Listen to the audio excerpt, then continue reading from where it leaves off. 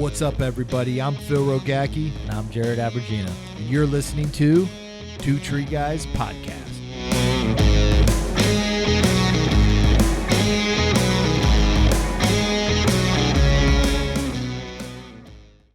What's up, everybody? Phil Rogacki here and Jared Abergina. Like, now we're going to mix it up? Oh, man, no. Welcome, everybody. This is the podcast show Two Tree Guys, where we drink beer, talk shit with Class A badasses from the industry. But, you know, first, before I introduced our guest today, I just want to say today is my 75th day of 75 hard, okay? No alcohol for 75 days. Working out twice a day, one indoors, one outdoors, drinking a gallon of water a day. I have to read 10 pages of a nonfiction book, and I think that's it. And then no cheat meals, and I have to be on some type of diet. And let me tell you, this experience I've been on. This is Andy Versella, and some of the things I use on the podcast show, and I'm going to say this now, so if Andy ever becomes a big fan of ours and starts listening to it, he'll know that I gave him credit and I wasn't stealing all his stuff, but I am stealing some stuff, for him. But this guy on 75 Hard, his podcast he has, I listened to his podcast, this 75 Hard challenge I wanted to do, and I could never find a good time. And I just said, you know what, fuck it, I'm going to do it. And I freaking did it. And it wasn't that I got ripped and in shape or crazy, anything like that. It was a mental toughness that I went through. And I'm mentally prepared for 2022, ready to fucking crush it. And if you guys haven't heard of Andy Versella, get on there, listen to his podcast. It's called Real AF, and it's freaking awesome. And one of the things we got from him that I kind of inspired us is we don't have any sponsors on this show. You know, even though I say our sponsored Woodford beer, we went out and bought it. So they didn't really sponsor us. You know, there's no commercials on this because I really didn't listen to too many podcast shows before. And I started listening to a podcast show that had commercials and I fucking hated them. I hate this. So we don't have commercials on this. So the fee that Andy says that we say is pay the fee. And what's the fee? Share the show. Tag someone in this right now. Get them on here to come watch it, guys, because it's just some tree guys that sit around the table. We don't get paid for this, and we do this to give out some awesome information to you guys, for you guys to be able to hear some great advice and from some badasses in the industry and hear about their experience and hopefully make our industry better. So I appreciate you with us today, Jared. Congratulations, man. Thank you. I feel like I accomplished something. Oh, dude. I've never not drank something in 75 years. I mean, 75 years, 75 days. You know, for us, it felt like right 75 years. And, you know, I'm super proud of you to watch you go through that, man. It was painfully incredible. You guys don't even know it, but I sat through this show, and this is my last day. There's beer right here in front of me, and multiple shows I sat in front of, and I didn't drink, and it was really hard. So if the podcast sucked, you guys know why they sucked, because I wasn't drunk while I was doing this, but that's okay. Don't worry, I was drunk enough for both of you. Man, but you know, we have with us today a gentleman from Colorado that's here, Chris Schra. I said it right. Yeah, I said it right. From Colorado, and he's not just out here in California right now, just hanging out with us. He's out here for a certain reason, and we're going to release that big news, like I said today. We're going to let the world know of what's happening here, and it's pretty exciting. It's something a year ago I may never have thought was possible.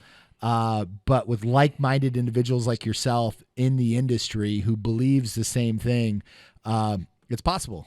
And it can be, yeah. Absolutely, you got to man. keep pushing. Absolutely. So it's going to be. I'm excited to hear your story, hear your relationship with this man and how you met, because I know how I met him, and I question my life sometimes. But it's going to be interesting to hear how you met him. for that. So Yeah, I got a good story for that. I bet you got a few good stories. Not all of them. Okay. Some had of them to got to rescue stay him. in the memory bank. Yeah, I remember I had to rescue you from the tree. Well, he was talking about the women's clothes that you guys put on. That's actually true. It's actually very true. I was just no we in that, just a he. I was just guessing just because I know him, and then he came out and said the truth. That was a shot in the dark. Wow. Oh man. Oh gosh. So hey man, welcome to the show. Welcome Thanks, to the podcast. Phil. Have you ever done a podcast? No, sir. This is your first one. Yes, sir. Oh man. We should, It seems like Jared's first one every time. But I'm a little nervous about what he's going to say about me now that we got him on here. I'm like, this is probably a bad idea. We go back a little ways. oh man. I'll save the good stuff for off the air. I heard about you and your brother since the first day I met Jared. He talked about you guys, and I don't know what you did to him or what you showed him, but he has so much respect for you guys and the business that you guys built in Colorado. He always brings you guys up as an example, more for the right, not for the wrong, but for the right, bringing you guys up and like the Schras do this, the Schras do this. Hey, let me tell you about my friends there with, plant healthcare and their tree business and these guys. And I was excited. First time I didn't meet you. I met your brother Kurt, at Applebee's. One of Jared's favorite hangouts. Oh my God. Wasn't it? Why were we at Applebee's too? That's funny. Yeah, you're right. It was at Applebee's. Oh yeah, because Kurt got when us off Kurt the ground. flew out. Yeah, and the first time I shook Kurt's hand, I'm like, oh fuck, about crushed my hand. I'm like, this guy's a fucking man. Yeah. He's known as the machine. Okay, He's a machine. you know. Okay, He's not a man. He's a machine. Yeah, but I've always heard great things about you, and I'm excited to hear your story. And on this show, the Two Tree Guys, like I was telling you a little bit earlier, we put this together for entertainment for the industry, to talk about education and training, to talk about fun stuff, to shoot the shit, and just to relate to a lot of individuals that are out there. So let's start with your story, man. Let's talk about yourself and getting in this. Let's not shoot too quick because we got a whole bucket full of beer. Oh shit! I was already skipping back. See what happens when you don't drink for 75 days? I don't even think about it. My mouth's getting watering over here. All right. Ready to So here, thank you for that, Jared. Thank you. Right, yeah. So slow the roll there. So we have a beer company right here. They are our sponsors, but they just don't know it. It's called Woodford Brewing Company. Out of Sebastopol, California. So it was created in 2013 by Seth Wood. And this is, if you guys come to Sebastopol, it's down the street at the Barlow. And it's this little place that has like 7 different breweries there. And this guy, created in 2013, has over 10 years experience in making beer and perfecting his craft. The results is the farmhouse style beer, barrel-aged ales, award-winning sour ales and lagers. I've never tried one, and I'm not trying one tonight, but I will come try one, Mr. Seth Wood. But their type of beers are like the old country in France, Belgium, Germany, and what a cool place down on the Barlow. So to you, Chris, being here from Colorado. Cheers, my friend. Cheers. Oh, damn. I'm going to open it. Ooh. And I'm going to pass this off to somebody else. There you go, buddy. I have a designated beer drinker. When you get big on podcast shows, you have a designated beer drinker for you. This one's not terrible, so we're good. What's that one? California Honey Amber Ale. I'm not a nectar guy, so you don't the drink nectar one. There was just a straight lager. I'll stick with this. So born and raised in Colorado with 3 brothers. That's correct. No sisters. No sister. Are you the oldest, youngest? Third down on the line. Ooh, you got your ass handed to you. Yeah. You should be the machine, the toughest one out of all of them. No. Close, but yeah. So let's talk. Tell us about your backstory in that and how you got into the tree care industry. How I fell into it. And it's more of a fall into, right? So just happened upon a guy. He wanted us to work summer. I was 14 years old. So he says, how about climbing this tree with a chainsaw? I'm like, well, hell yeah, I can do that. Every young kid wants to do that, and it just kind of went from there. So summer job, moved into career. Really? So climbing the tree at 14 years old, I mean, what kind of gear was it? I I mean, were you free climbing? Were you just kind of climbing up a ladder, whacking stuff with a chainsaw, or was there Spikes. gear? Spurs. You had a harness. Spurs, yeah. Spurs to prune back in the day, yeah. What was the a long first tree time you ago. climbed? Can't remember. I'd First tree say you removed? cottonwood. Cottonwood. Yeah, for sure. Gotcha. I mean, you only have 2 trees in Colorado, right? Yeah, Cottonwood and willows. Willows, yeah. Oh, Ditch ash. willows. Yeah. Yeah. Yeah. So getting in the industry first time at 14 years old, I mean, was that just a summer job, or was that just become a career for you? No, just a summer job. Yeah. So Yeah. every summer you'd go back to that individual? Yeah, pretty much, yeah. There was a stint in there where I did excavating for a couple of years. Okay. And went back into trees. Just liked the trees, liked everything about it. What was it that you liked about it? Just the freedom. You get up high. You can see from up high. It's more of a freedom feeling than anything. Yeah. Right? And when you do it, when you accomplish what you're doing, and you can see results quickly. Uh-huh. Right? So like mowing a lawn. Instant gratification. Yeah, that's right. Every step He getting threw that one out there for Kurt. Yeah. Mowing a lawn? He loves his lawn, boys. You fuck his lawn up, look, I will crush you. Machine your neck. Crush you. Yeah. Really? Oh, yeah. Yeah, he loves his lawn. So getting in at what was the company you worked with? It was called Bill's Tree Surgery. Bill's Tree Surgery. Yeah, and what's funny is his son now works for our company. Really? Jake Smith, yeah. Oh, wow. Is Bill's Tree Service still around? No, long ago. Is he still alive? Yeah, yep. Yeah. Pretty elderly Yeah. at this point. Yeah. You still talk to him? I've seen him here and there around town. Yeah, absolutely. So what made him ask you, hey, you want to climb a tree with a chainsaw? Family, friends with my parents. Yeah. It's like, hey, let's do this. Okay. Got work to do, split some wood, do this, do that. Yeah, Okay. that's how it all started. Got up, climbed, summer job, and then after that, being in the industry, were you just jumping around to different companies, or how did it all kind of play out? Let's see if I can remember that far back. Actually got into some excavating world for a little bit, equipment operating and stuff, and then went to a ranch called Sylvandale Guest Ranch in Colorado there. It's like a dude ranch, right? Yeah. And I hired on with them as a ranch hand, and I ended up just being their climber, just their climber. Right? Just for the ranch. I'm not punching cows or doing anything. I'm just climbing trees, right? Every day. So this is how the whole thing got started. I do that. I loved it, enjoyed it. And I quit over the winter, of course. And I was working back for an excavating company, and the ranch people, Susan Jessup's her name, wanted me to come back. And my position got cut after I quit the excavating job. So that's when I decided to get my own tree license and start doing trees on my own as a business. And that was in June of 1996, and it went from there. So who was teaching you how to climb? Was it Bill? Nobody. Nobody? We were old school. There was no YouTube. There was no Instagram. Nothing. Me and my brother were way old school. We're talking 3-strand rope, climbing belts with just around the waist, and spikes. That's how we did it. And it was just guess? Yeah. Yeah. So as I got into business, I started going to the rock climbing stores to try to figure out, a different climbing system, ATCs and different things like that. And it kind of grew from there. Huh. Yeah, I was trying to figure it out on my own. I had no idea. Like, that's when I met Charlie Wagner, Luke Glines, and you, and those guys. Then I started climbing up in that and started to understand more. And so you started this company with your brother, Kurt. Yes. Partner alongside him. And he had no idea. So you were teaching him. No, we both didn't have an idea. we were way better at just... Your idea was the right idea at that time, right? Yeah, we were trying. We were trying to figure it out. But no, we just... we were really good about working hard. Yeah. Sometimes maybe not smart, but really hard, right?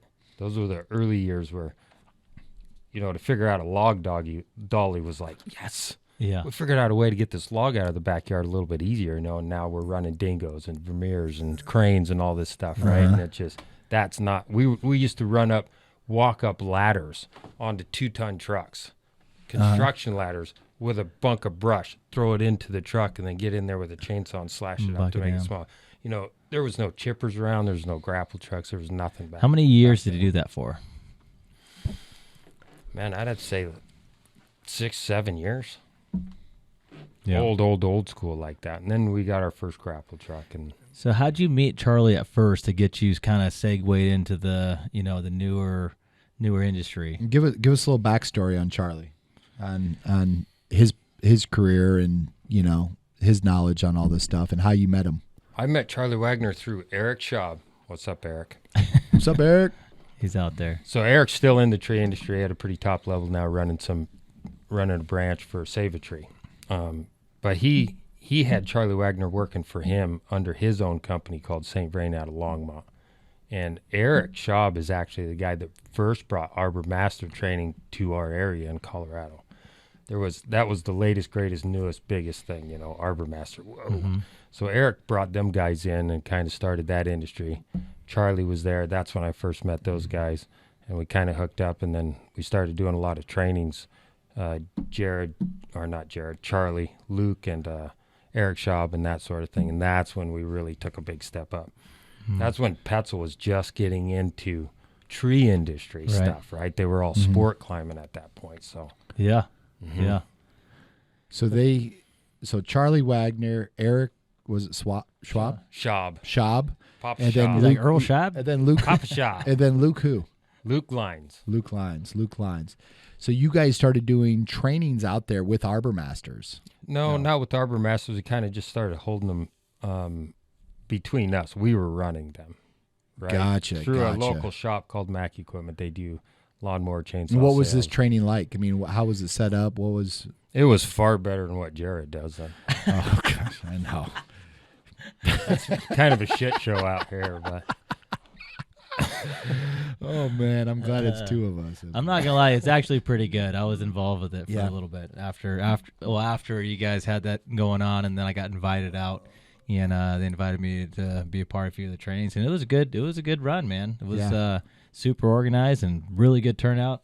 Pulled a lot of people. So you guys, really so you were running it, or yes, his team was running it? Oh, how did this whole thing work? Man, it's hard to remember the whole trace of it all, but started with Eric, went to Charlie, went to Luke, kind of went to me, and then I kind of threw it off to a guy named Andy Harum, and it's just that was our really only source in Colorado of any kind of training is us local guys kind of throwing a little event ourselves. Yeah, gotcha. Which we haven't done in years at this point now. So then, I mean, how were you guys advertising it?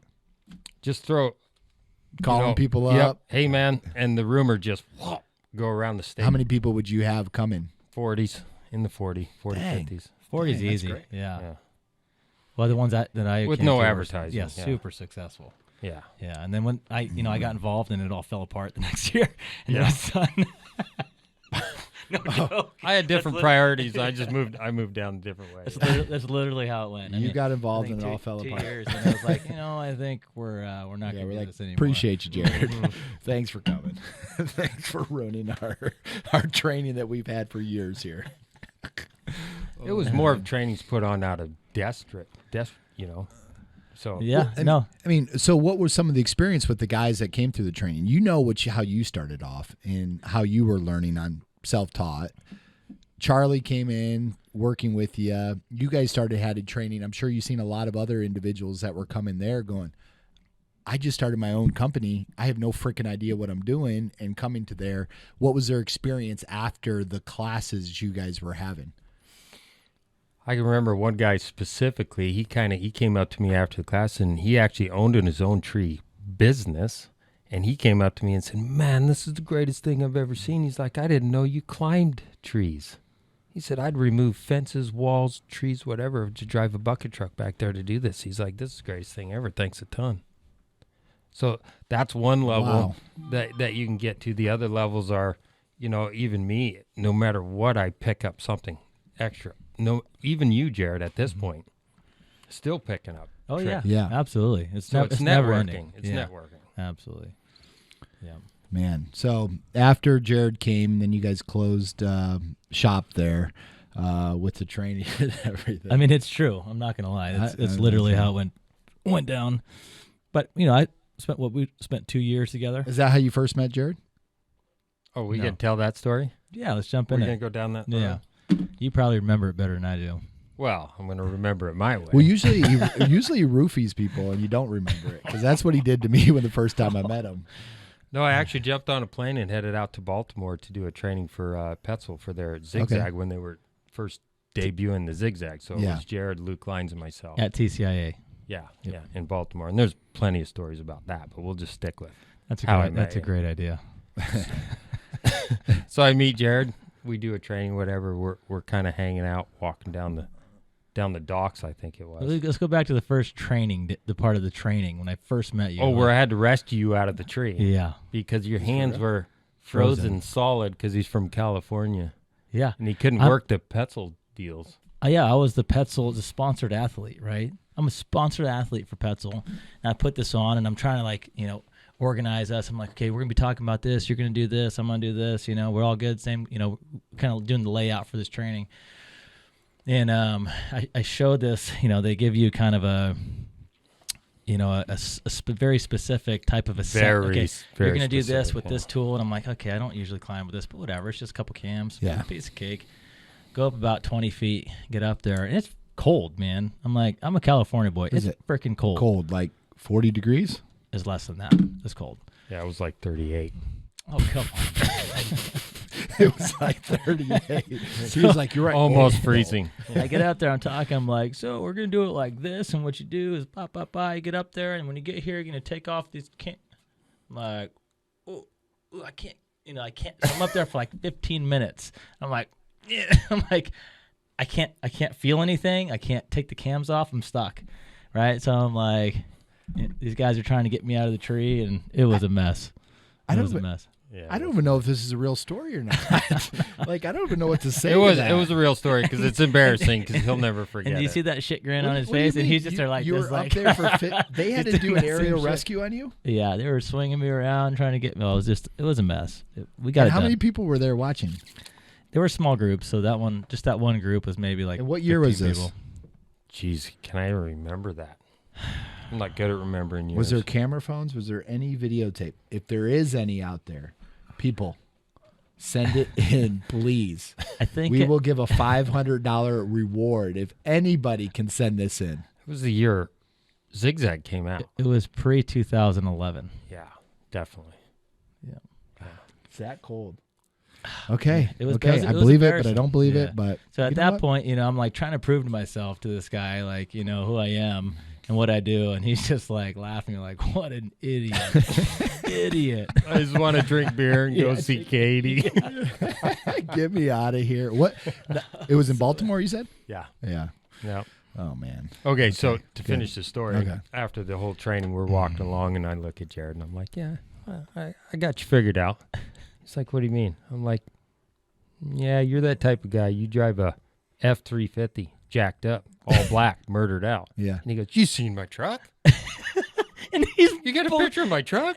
and he's laughing like, ah, ah. And I'm like, no, serious, you see my truck? He's like, no, man. I just figured you out. You're that guy. Yeah. You're that guy. Oh, man. Oh, it's so funny. Yeah. I was Lucky like, guess. And then you guys like, were, man, I really look like that kind of guy. I guess so.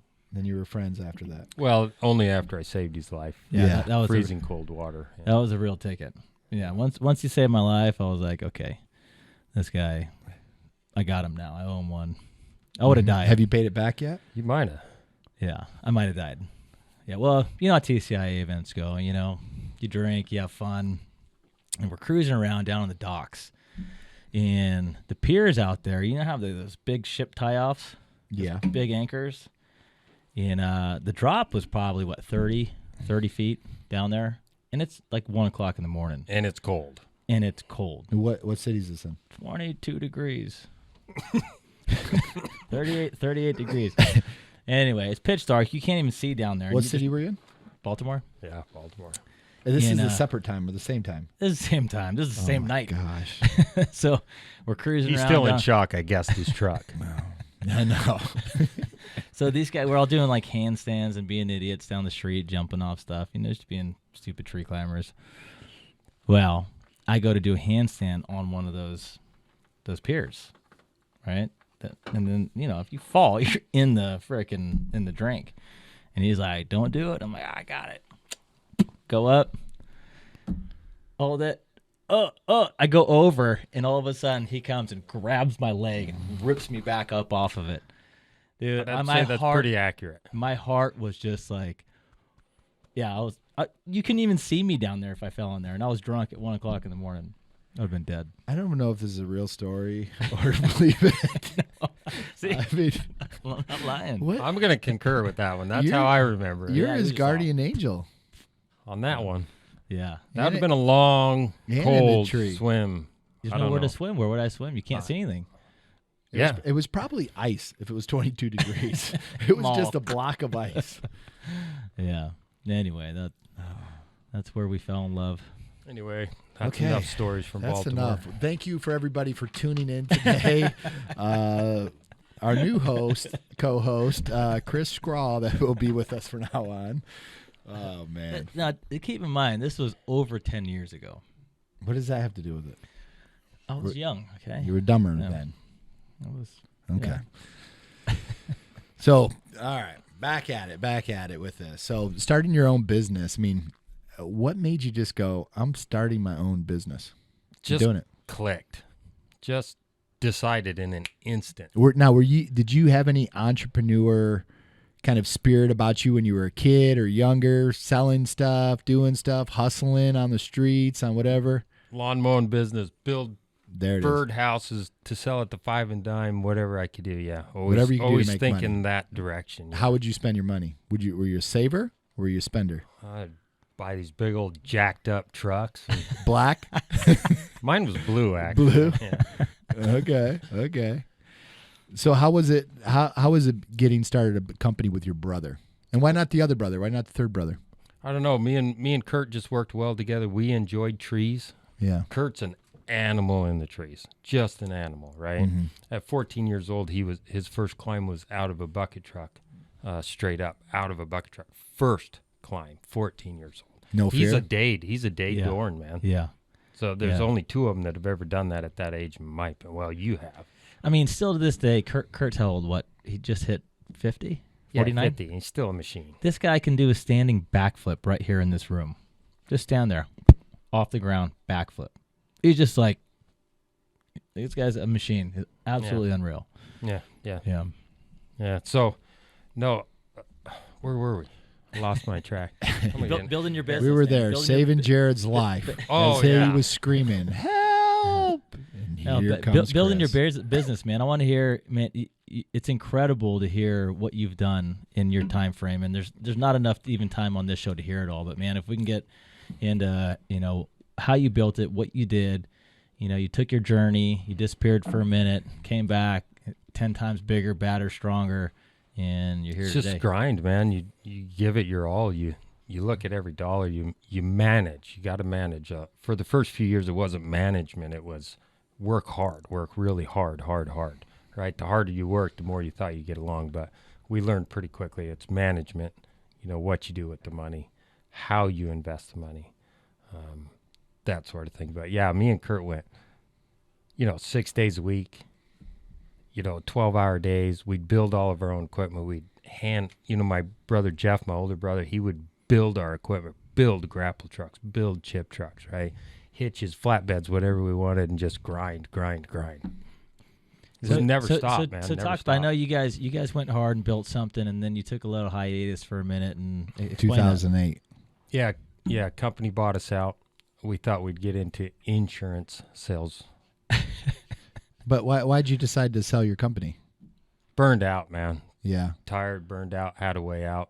They Yeah. bought us out. They made us an offer. We're like, fine, we're good. We'll try this other venture. Well, now, were you? Let's talk about that a little bit. There's a lot of individuals out there with companies, and same thing, same boat, grinding every day, work hard, and they start going, shit, how do I get out of this thing? It's been 30 years, it's been 20 years. What were some of your advice to these individuals on getting out, staying in, management a little bit different, to not feel like they have to get out? But What was your experience on that time and your thought process in selling, and were you happy you did that?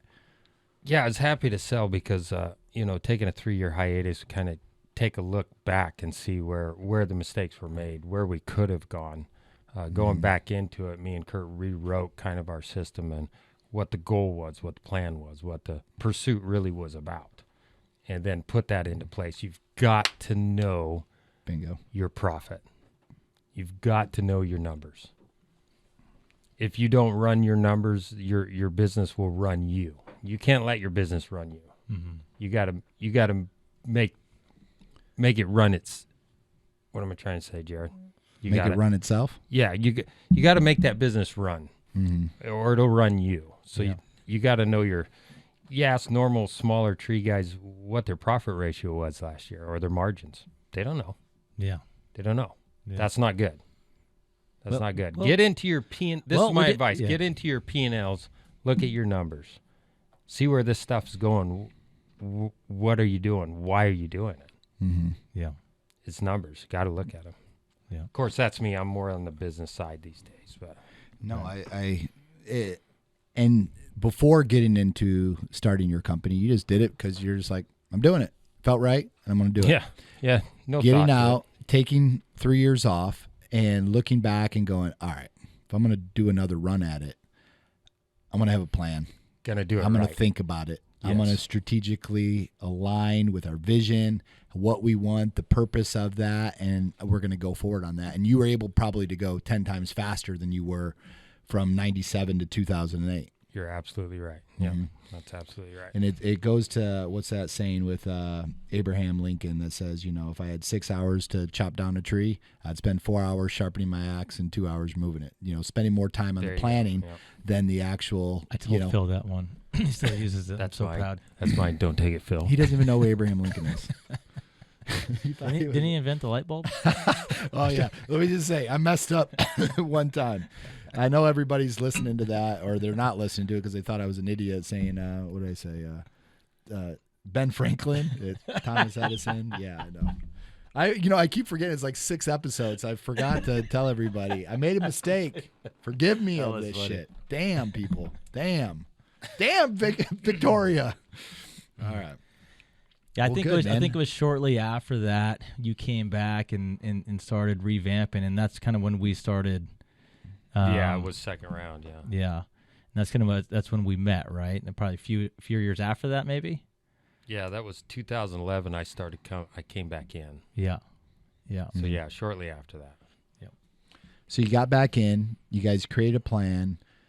Started back in your business, and let's talk about then 2008 to it's been 13 years since then.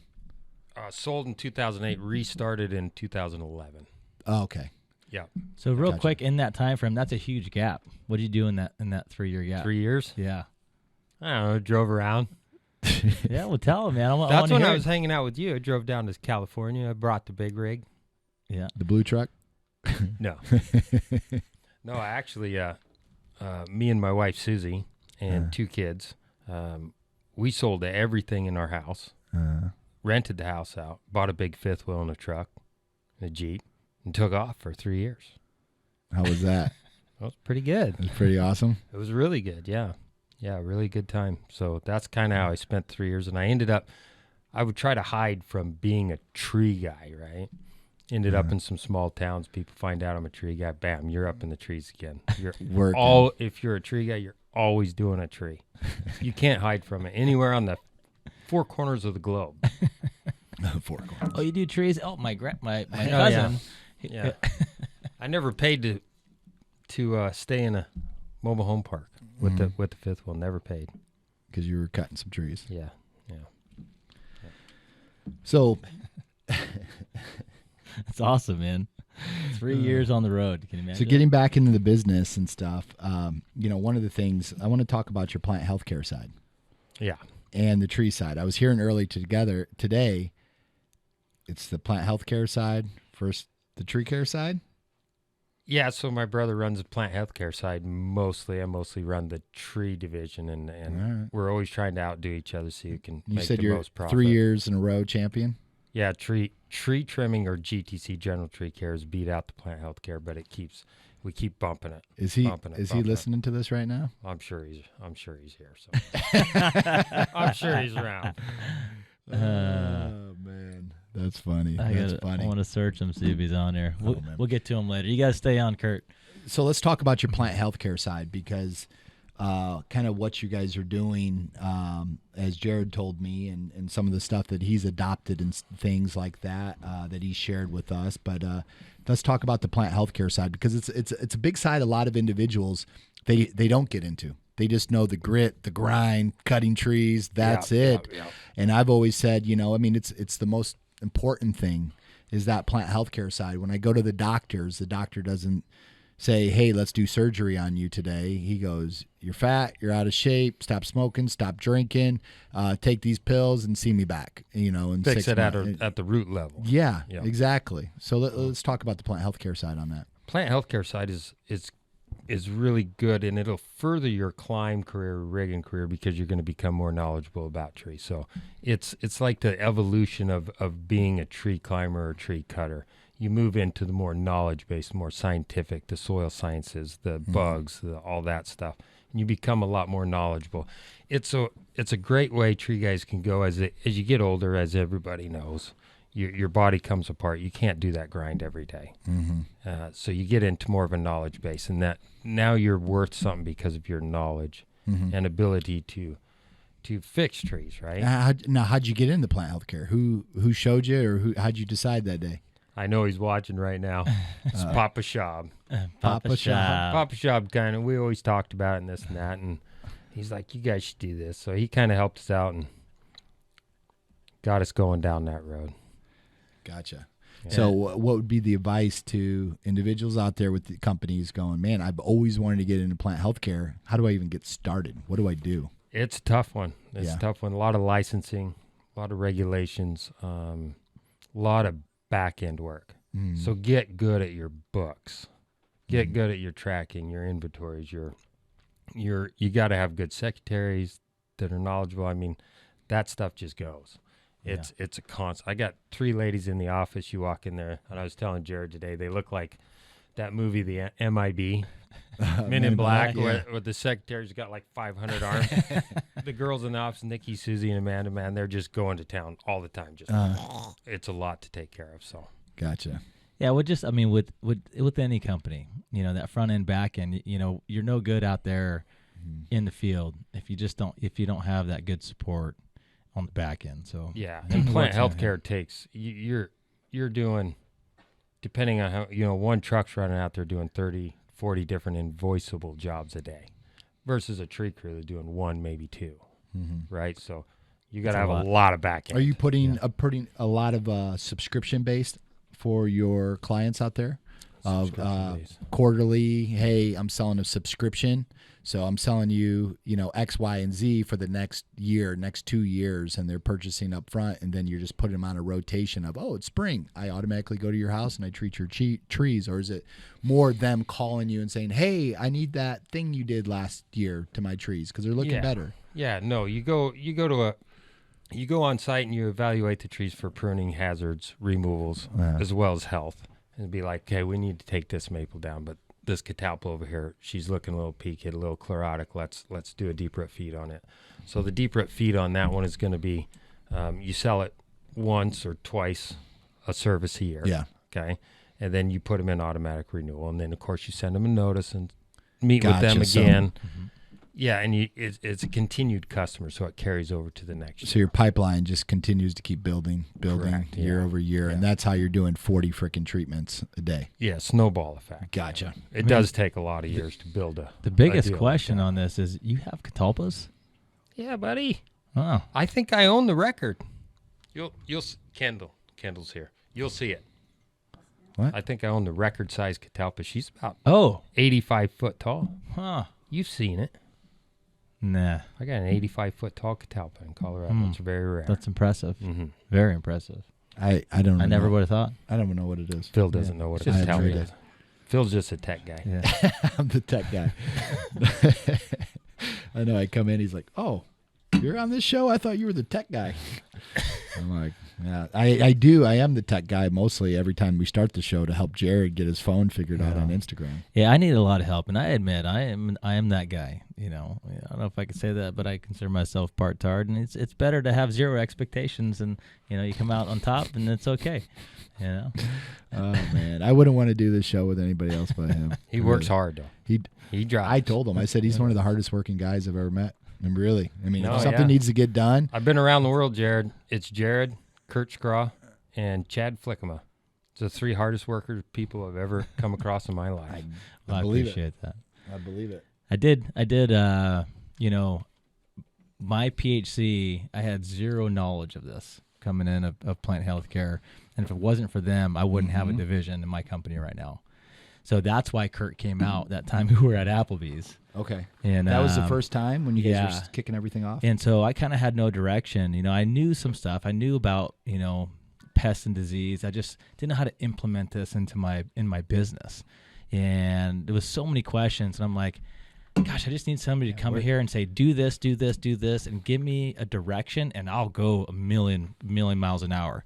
And so, I'm just grateful to have these 2 individuals. They were super smart. They brought their plant health division just double, right?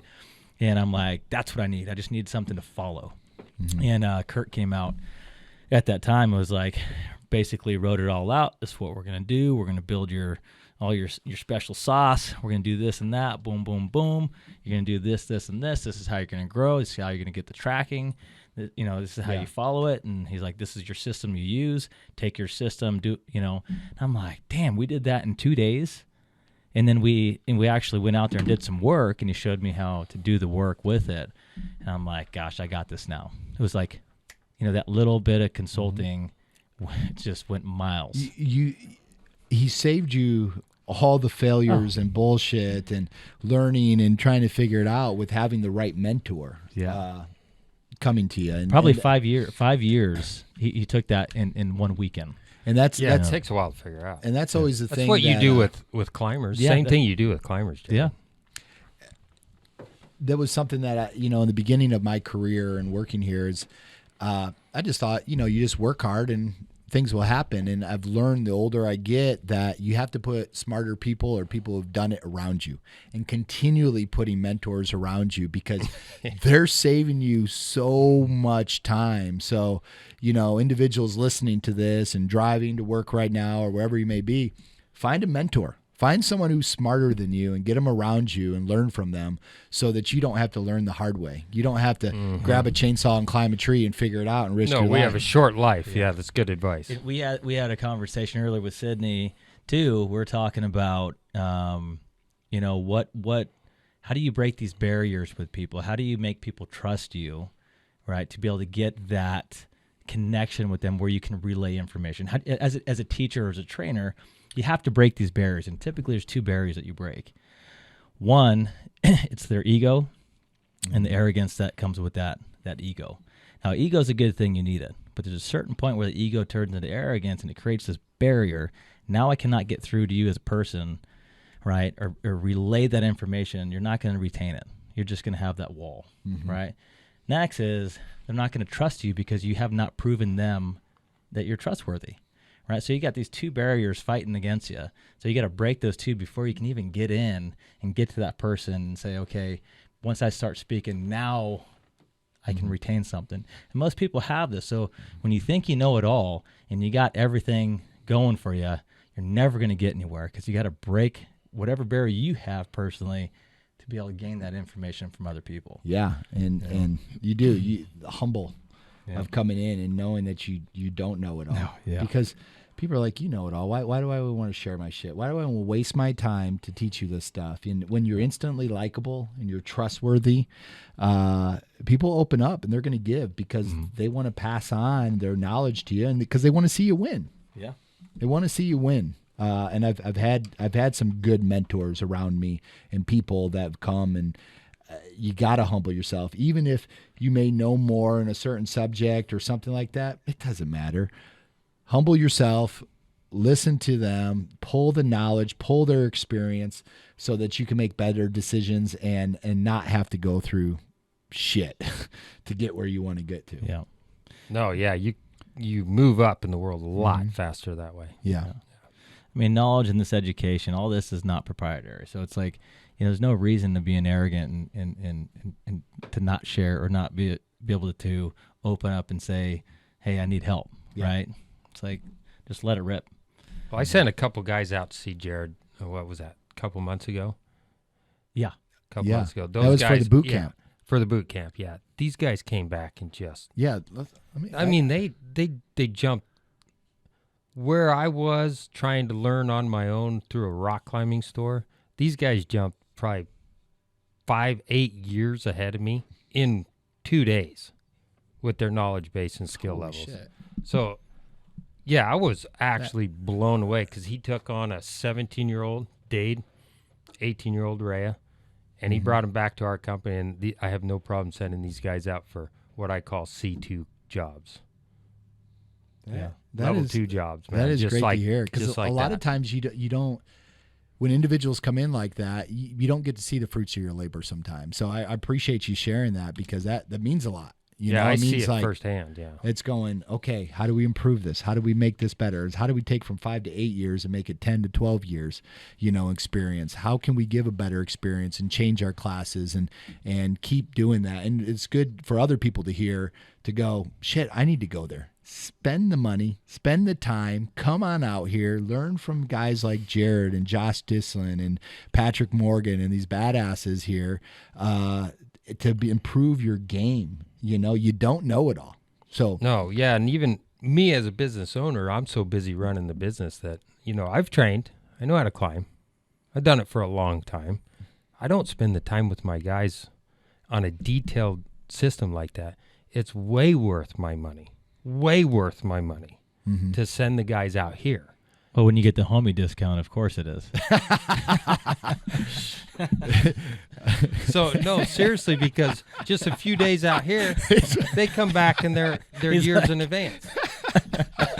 oh, that was funny. Man, it's way worth my money. Like, No, you got the it homie really discount. Oh, you didn't spend anything. He's like, We spent a little. he's like, somehow we wrote that off. Funny. Oh, that's funny. That's funny. Now, let's segue into something right now, because I believe it's the perfect timing. You talk about 2 individuals you sent out here. They spent 3 days. They've increased 5 to 8 years of what knowledge, and going, you're blown away by it, to why are you here today? Why did you come back out here? Because you're not training today, a little bit, but you're not in a class. You're not training. Why are you here today? Why don't you take that one, Jared? Jared, why is he here All today? right. So this is the announcement we were talking about, everybody. I want to give and hear why Mr. Chris is here today.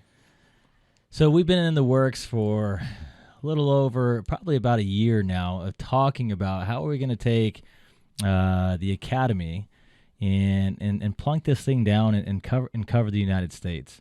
And we had so many choices of how we're going to do this, and we decided, the best place to start this off is in Colorado. And I couldn't think of anybody else. Only because it's beautiful out there. It's absolutely gorgeous. Boom. And having trained with my man Chris and run through some of the trains with them, I'm like, there's no better place to do this than with you. And so we decided to team up and drop the first academy train in Colorado, 2022, with Chris Schra and the fam at Schra Tree out in Loveland, Colorado. Give it a shot. Dude. Give it a shot. Yeah, Where's Bob? Come on, Bob. Man, guys, listen, we are He's like- opening up a school in Colorado with Chris and his team. That's a freaking exciting, man. I mean, it's definitely something that we appreciate you trusting in the academy. us trusting in you and having, the business we've been working on in your capable hands out there to be able to give this experience to the other individuals in Colorado, because there's a lot of awesome people. We got a gentleman right here from Colorado that came out here with us right now, and I'm excited. And then after Colorado, it's Texas and it's North Carolina are the spots, so everybody can travel north and south. and let's get through this one here first. And we're not having it in Colorado because we know you get the homie discount, and you're like, how do I save on airplane tickets? Let's open a school here in Colorado. That's gonna save. And you said, guys, listen, it's not about working hard, but it's about managing your money. And I'm gonna open a school in Colorado so I don't have to pay airplane tickets. For the Academy, what we are so proud of building a company that is for the industry. And we are not there for for the money and for the businesses and anything else. We're there strictly for the industry and to be an avenue that the industry can use to support education and training, right? So however we can do that, we do it, right? And so committing ourselves to be able to take this and move it from one state to the other, this is just the beginning. This is truly just the beginning. And so we made a commitment to do this, and we're going to do it. And I'm super excited to be able to do it with you. Such a great friend of mine. And, with your new facility that you have, we're going to go out there and you guys are already in the process of pimping that thing out. And, that's Kurt pimping it out. Let's talk about the facility.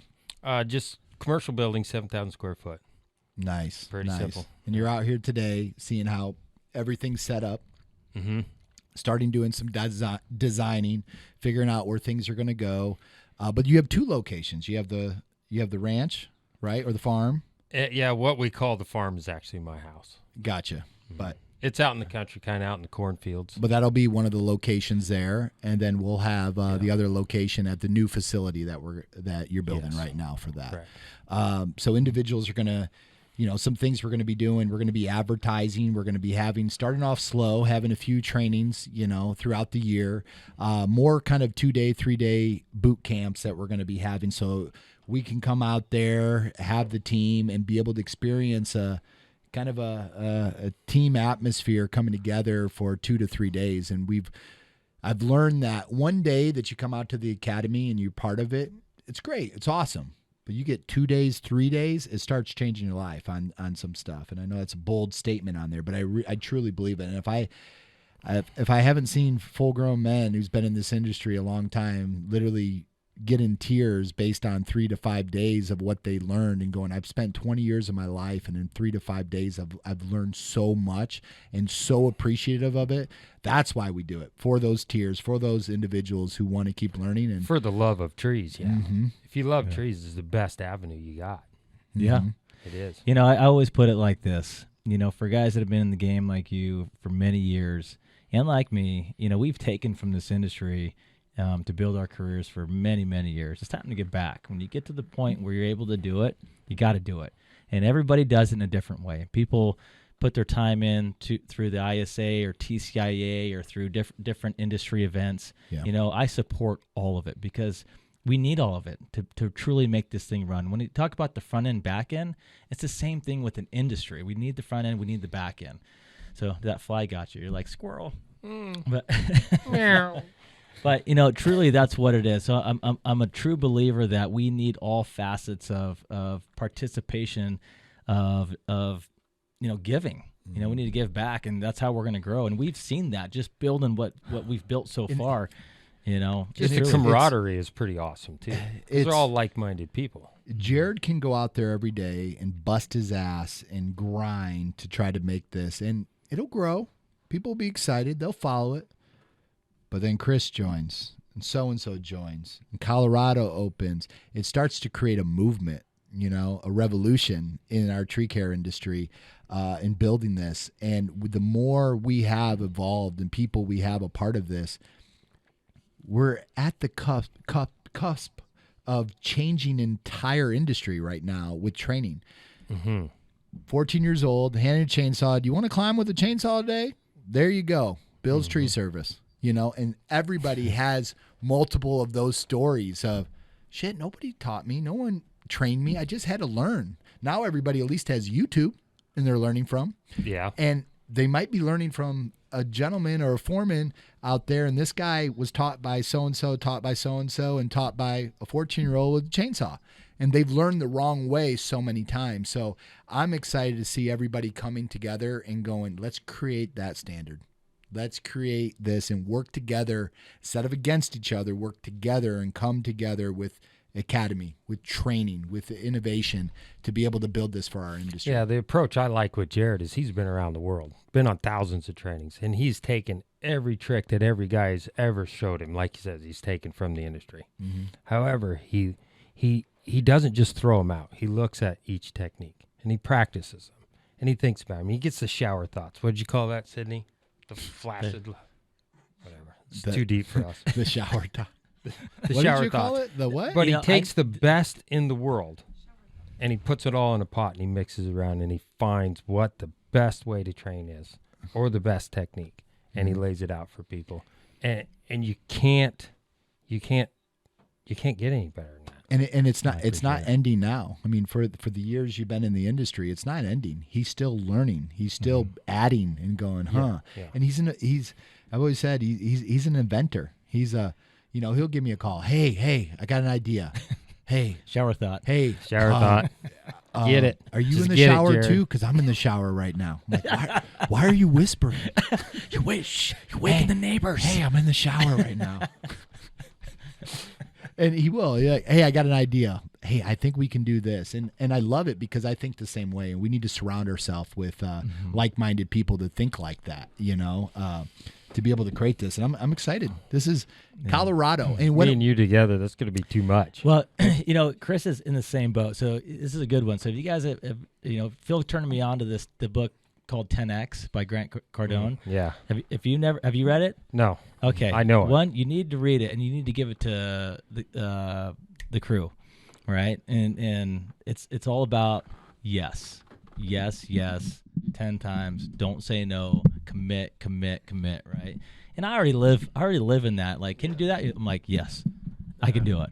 Yeah. And then I'm like, shit, why'd I do that? I'm like, but it opens doors, right? Grant Cardone says, commit first and figure the rest out later. And that's what we're doing. That's what me and Jared do. I'm like, we're in. Sometimes that hurts, but We're like, we can do it. We can do it.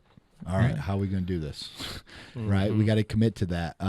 So I am. I'm excited to have working with you, and tomorrow we're going to spend a little bit of time and start designing it. But when are we going to launch this? When's the date? When's the first training? Still gonna working happen? on that, Phil. So Hey, We're close. We're commit springtime. first. Commit Springtime. first. April. Oh, Ooh. April. You said it. Third week in Yeah. April. Did you hear that, Kurt? Third week Get in that April. building ready. Third week in April. Yeah, third. It has to be later. Now, what will this facility be like? Are individuals, is there anywhere for them to stay, or they're going to stay off-site, Working all the details in. working all the details? I'm not in? going to say anything yet. All right. It's a surprise when you show up. I'm not going to open my mouth like Jared does.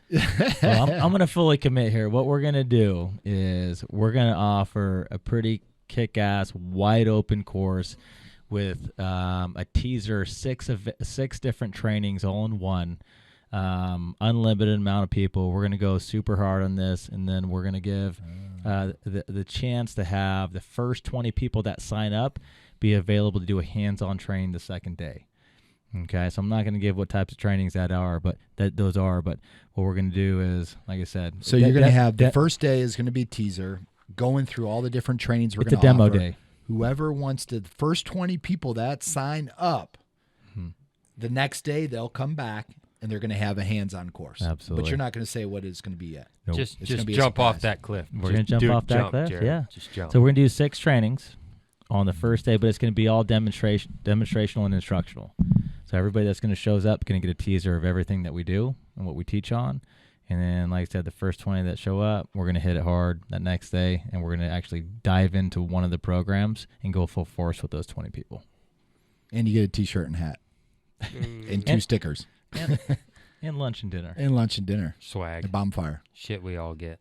I like that. Yeah. I like that. That's awesome. That's awesome. And a kick-ass party with us. And let me ask you this. What if can we put this on the site right now for in April? We'll just put it in April, and we'll allow people to start signing up right now. For the first 20 people. You all can't see as he's giving me that cold stare. Commit now. Okay. So this is what we're going to do, guys. Just remember, we got to put this on. We'll put this on the website for everybody.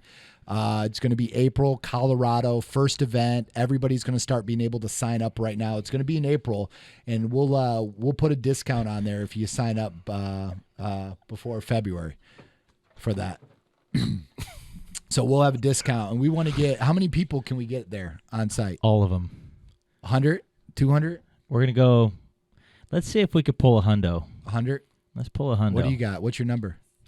I was going to go 75 to a hundo, but you know Jared, he's always shooting for the moon. So we're going to shoot for 125 people on this first one. So let's see if we can get by February 1st. That'll be the cutoff for everybody. You're listening to this now. Sign up. Go on the website.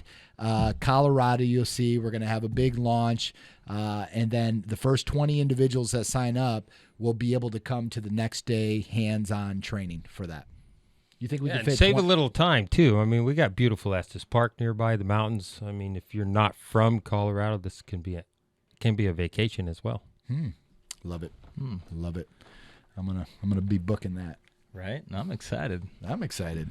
Yeah. Shit, Colorado. I've only been to the airport in Colorado. That's it. That's not seeing Colorado. No. I'm just saying. I've never been to freaking Colorado. Gosh. We're gonna get Don't you. come at me like that, guys.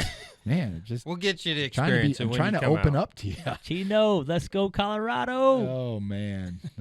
So, no, that's definitely exciting news to have, and I'm just picturing right now. It's. I go back to where when we first started talking about building the school and what does it look like and how do we do it, and the tarp. And some individuals from different companies coming in to opening up a division in Colorado. It just seems surreal. Yeah. Well, it's a lot of work. We put blood, sweat, and tears in this place to get it where it's at. And to look back at where we're at, it's amazing. You look at this, and then we look at what we're doing now. This even looks small. It's like, oh man, yeah, and we just my got phone's already going. Just so you guys know right now, guys are already texting me from Colorado. What? Let me get in. Let's go. Let's do this. So this is, you got to keep surrounding ourselves with good people, like-minded individuals, and just keep saying yes, keep crushing it. Sometimes you got to say no, Jared. Nah. Sometimes say no. That's only when he asks you to come have shower talk with him. Is when you say no. I've learned that mistake after the third time. He's got some good ideas in there, though. There's some good ideas in there. You don't know unless you hop on in. And two, being in these different locations, we're going to be looking for trainers, correct? Yes, absolutely. So we need support all the way around. It doesn't matter where you're at, what you're doing. Reach out. If you guys are interested, I don't shy from anybody. Good people are good people. We need help. We need education. If it's not with me, there's a home for everybody in this world. Yes. And people need to teach. And if you got something to say, we need people to say it. Yeah. Yep. Absolutely. And share this, guys. Share it. Let's get the word around. We got 125 people to get, by February, locked into this training that's going to be third weekend in April. I got 2 came through on the phone just now. 2 done. We got 2 done. Well, we got big moves coming on top of this too that we're going to be launching in the next probably month or two, hopefully. We'll save that for the next. We'll save that for the next one. But these things are stacking up, and we're on the right track, man. Right movement. Wonderful Colorado. What are you thinking? You ready? Mine's blown a little bit. You guys, this is how Jared rolls, man. He rolls fast. There's 2 things we say here is be all in, don't be scared. Yeah, that covers it. All right, I'm done. I'm out. Moving. No, you ain't done it. We just got started. That was the intro. Oh, come on, guys. I got to get up at 4 this morning here. I'm a little tired. I remember when we first hung out, the first time, like, hey, dude, that's money. You were like, what? What'd you say? Money? Yeah. Yeah. Money? That's dialed. That is dialed. That's money. That's California right there. Right. So you got to be money, and you got to get dialed. Chris is like, I hate you. I know. He's like, oh my gosh, what the heck's You going on? got Kurt saying that all the time. Oh, that's dialed. We got to dial this in. I wish Kurt was here, man. You two would have been great together. He's at for the the same next time. podcast. He's texting me now. He's asking me when the date is. Third weekend in April. Are you listening, Kurt? Listen, Third weekend Damn in it, Kurt. April. Listen, Kurt. Damn it, Kurt. Oh man. So starting off at 14 years old, this is a recap of kind of everything we talked about. 14 years old with the chainsaw, meeting guys like Charlie Wagner and Bill's Tree Service and deciding to start your own tree company in 1997 to training. And from there, being in insurance on the road, selling your business, getting back in 3 years later with an actual plan, diving in and building your plant healthcare, continuing building your business to now having a division of the academy trained in Colorado and being on your first podcast show. Yeah, thanks for that, Susie. Yeah. Oh, man. So before we end this show tonight, one thing I like to end with, you gave a lot of good wisdom things on work hard, but manage your money, that's important. And you got to know your profit. Make the business run or it'll run you. I like that one. That's a t-shirt or a bumper sticker here soon. But, what's some last wisdom you can give the men and the women that are in our industry, that's driving to work right now, that's out there? What's something you can give them of a little nugget for them to take with them today, or maybe have a better day or better tomorrow? Don't be friends with Jared. But love babies and love America. Love babies and love America. Love babies, love America. Hang on. Love babies in America. It is about babies in America. That's all it's about. That's it. Got it. That's it, man. That's it, man. I'm stone cold. Stone cold. Well, all I got to say is for anybody out there, anybody watching, I'm going to throw him out. He's going to hate this, but if you guys have any questions, Chris has been a mentor to me and helped me out in business along the way. If you guys are in the area and you guys, want to pick his brain, hit him up on, Instagram or whatever and reach out. Great people, great family, great business. Use them as a resource. I know you hate me right now for this, but this is what it's all about. And they're there to give too. So, yeah, much respect. So appreciate you. Appreciate you being here today and looking forward to tomorrow. So that's it. That's our show, everybody. So go out there, do right, share the word, and we'll see you next time. Thank you. All right. Thanks, Jared. You Thanks, guys. Phil. You guys Peace. are awesome.